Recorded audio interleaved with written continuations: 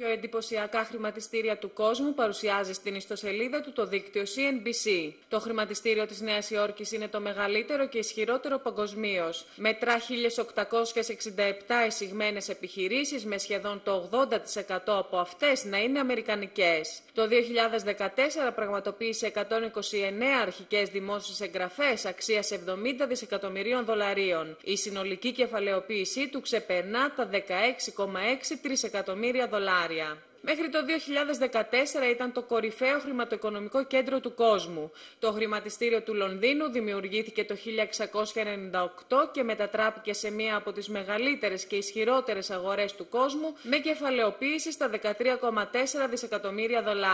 Αυτή τη στιγμή διαθέτει 2.428 εισηγμένες εταιρείες. Χάρη στην επιρροή της γερμανικής οικονομίας, η Φραγκφούρτη αποτελεί το μεγαλύτερο οικονομικό κέντρο στην Ευρώπη, με το χρηματιστήριό της να είναι το ισχυρότερο μεταξύ των 7 που υπάρχουν στη Γερμανία. Ιδρύθηκε το 1585, ενώ σε αυτό συμμετέχουν περισσότεροι από 4.500 traders. Το 2014 τα κέρδη του ενισχύθηκαν κατά 60%, αγγίζοντας τα $762 εκατομμύρια.